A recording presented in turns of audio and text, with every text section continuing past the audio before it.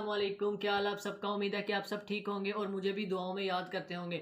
तो जैसा कि आज मैं आपका इंटर पार्ट 1 इकोनॉमिक्स मतलब माशियात का चैप्टर नंबर 3 तलबो रसद का मैंने इंट्रोडक्शन दे दिया है। पहले आप मेरे प्लेलिस्ट में जाके वो देख लें और लाइक कर दिया करें वीडियो को, और मैं इसके डिस्क्रिप्शन में भी उसका लिंक दे दूंगा।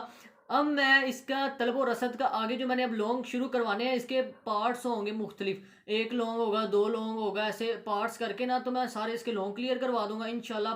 अच्छे से आपको क्लियर होंगे, आप हमारी वीडियो के साथ जुड़े रहें और इंशाल्लाह मैं आपको, आप मेरे साथ चलते रहें और हम अगले भी चैप्टर करेंगे। शॉर्ट सिलेबस के हिसाब से नहीं है ये, मैं डायरेक्ट फुल बुक ही करवा रहा हूँ शुरू से लेकर एंड तक। इसके अंदर ही शॉर्ट सिलेबस भी क्लियर हो जाएगा, सारा क्लियर हो जाएगा।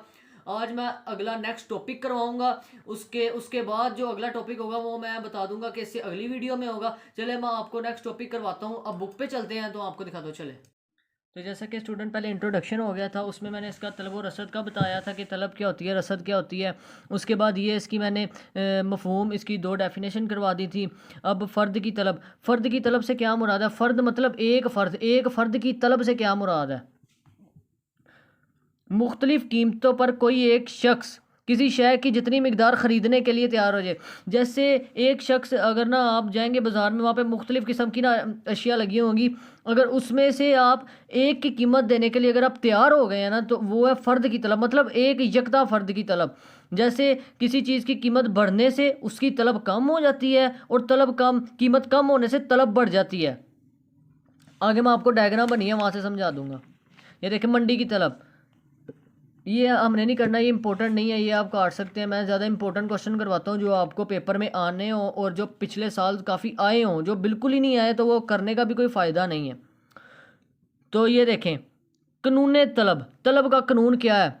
मैंने जैसे आपको बताया, कीमत कम होने से तलब बढ़ जाती है और कीमत बढ़ने से तलब कम हो जाती है। जैसे ये देखें डायग्राम, चावल की फ़ी किलो कीमत 8 रुपये थी और चावल की तलब 4 रुपये, मतलब कीमत ज़्यादा थी तो तलब 4 रुपये थी। जैसे ही चावल की थोड़ी सी कीमत कम हुई, तलब ज़्यादा होगी, 6 होगी। जैसे चावल 4 रुपये किलो हो गया तो तलब 8 होगी। मतलब कि जितनी कम कीमत होगी उतनी ज़्यादा तलब हो जाएगी, उतने ज़्यादा लोग इसको ख़रीदना शुरू हो जाएंगे, इस चीज़ को ज़्यादा ख़रीदेंगे। और इसका ये लॉन्ग इंपॉर्टेंट है, कानून तलब बहुत इंपॉर्टेंट लॉन्ग क्वेश्चन है। इसका हम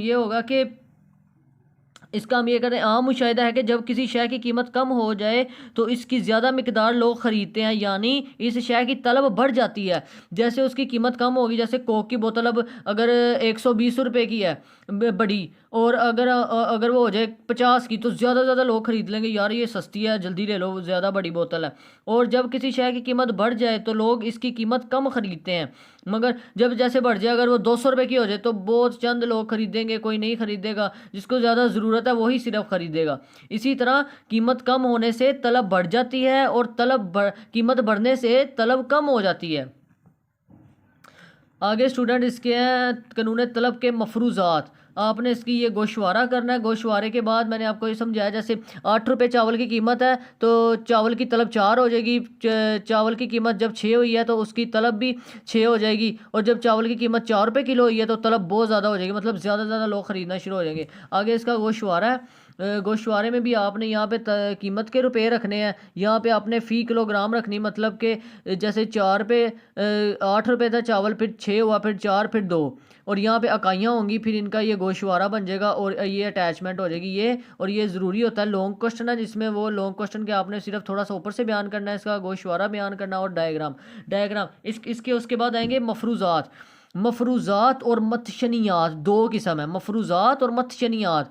मफरूज़ात का ये मतलब होता है जो इसके अकाउंट पे लागू होते हो। जैसे तमाम इकाइयाँ यकसा नोयत की होनी चाहिए, ऐसा नहीं है कि तमाम इकाइयाँ यकसा नोयत की होनी चाहिए। इसका ये मतलब है कि अगर आप एक चीज़ खरीद रहे हैं ना, तो वैसे ही उसकी दूसरी चीज़, जैसे ये पेन मैंने खरीदा है, ऐसे कहीं एक और पेन, ऐसा नहीं होगा कि मैं छोटी सी पेंसिल खरीद लूँ, नहीं, तमाम इकाइयाँ यकसा नोयत की होनी चाहिए। ये कानून फिर ही इस पे सही है, लागू होगा कानून, वैसे अदरवाइज़ ये कानून गलत साबित हो जाएगा।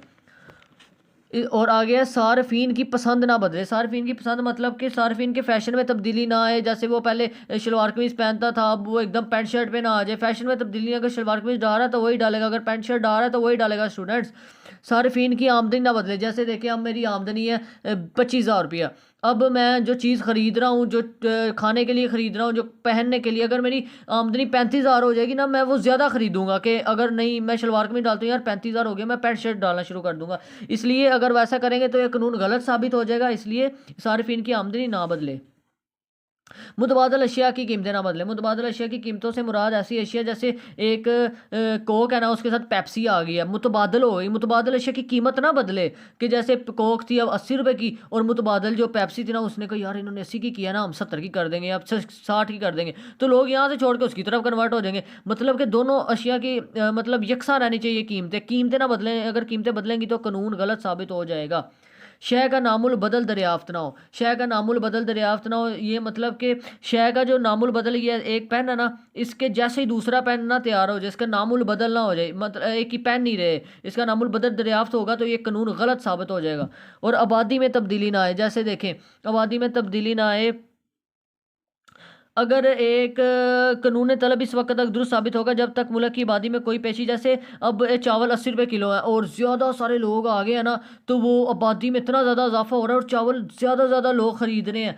अगर वो 80,000 लोग आ गए ना उस आबादी में, तो वो 80,000 लोग ही वो इतने ज़्यादा चावल ख़रीदेंगे, तो मतलब कि ज़्यादा लोग हो गए, उनको ज़्यादा ज़रूरत है खाने की। अगर थोड़े चावल होंगे तो उनको मसला होगा, इसलिए आबादी में तब्दीली ना आएगा, और आबादी में तब्दीली आएगी तो कानून गलत साबित हो जाएगा। इसके करवाए थे मैंने मफरूज़ात, अब इसके मैं करवाऊँगा मतशनियात। मतशनियात का मतलब होता है कि इस कानून पे ये जो है इसके लागू नहीं है, जो अभी इसके आगे नाम आएंगे, या मतशनियात कहते हैं या इनका हदूद कहते हैं, ये इन पर लागू नहीं है। जैसा कि नायाब अशिया, पहला आपको मैं सुना देता हूँ, वैसे इम्पोर्टेंट है, और इसमें हमने तकरीबन करने होते हैं कोई 4-5 पॉइंट, तो आप कोई भी अपनी पसंद का कर सकते हैं। बाज़ इम्तियाज़ अशिया, मतलब ऐसी अशिया जिन्हें इस्तेमाल करके लोग अपने आप को दूसरों से अलातर, मतलब ऐसी अशिया जैसे किसी ने आईफोन 11 प्रो मैक्स ले लिया, वो लेके ना दूसरों से अपने आप को बुलंद तर समझेगा कि मैं पता नहीं कौन सा नवाब आ गया हूँ, तो फिर ये कानून गलत साबित हो जाएगा, ऐसे सही है। नयाब अशिया, मतलब ऐसी अशिया तो मौजूदा वक़्त में तो मंडी में मुहैया हों, लेकिन मुस्तकबिल में ऐसी अशिया हों जो अब तो मंडी में मुहैया हो रही है, मतलब मुस्तकबिल में ये नहीं आएगा ये वाला पेन, तो मैं कहूँगा यार ये मैं पेन ख़रीद लेता हूँ, चाहे महंगा मिल रहा है मैं फिर भी ख़रीदूँगा, क्योंकि मुझे पता है ये मुस्तकबिल में शॉर्ट हो जाएगा, मतलब ये नहीं आएगा। ज़रूरियात ज़िंदगी का मतलब ये है कि ज़रूरियात ज़िंदगी की अशिया जो हम खाते पीते हैं, जो चावल, जो आटा वगैरह, वो हमें ज़रूरी है, हमने वो ख़रीदना भला लाखों रुपए किलो हो जाए, हमें वो, क्योंकि हमने खाना है, हमारी ज़रूरत है, हमने ख़रीदना है।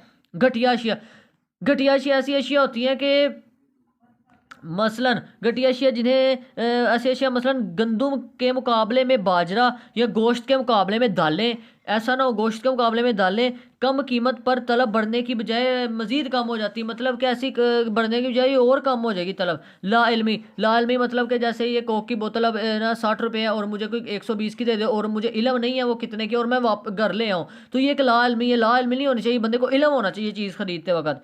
आगे इसकी डायग्राम है। और त्यौहार इसका कर सकते हैं। त्यौहार है जैसे कि हमारी आमदनी है 25,000 रुपया, जब कोई त्यौहार आता है ना, तो हम ये नहीं देखते हमने 25,000 रुपया हम सारे वो कपड़ों पे लगा देते हैं, 25 के 25 प्लग घर खाने के लिए कुछ ना हो, इसलिए त्यौहार वाले दिन भी जब होते हैं ना त्यौहार, तो लोग ऐसे कपड़े ख़रीदना शुरू कर देते हैं, उनको ये नहीं पता चलता कि हमने और भी जगह पैसे इन्वेस्ट करने, और यकसा इकाइयाँ होनी चाहिए, ये इकाइयाँ नहीं देखते, तो ये कपड़ों पे ज़्यादा पैसे लगा देते हैं, खाने पे कम पैसे लगाते हैं।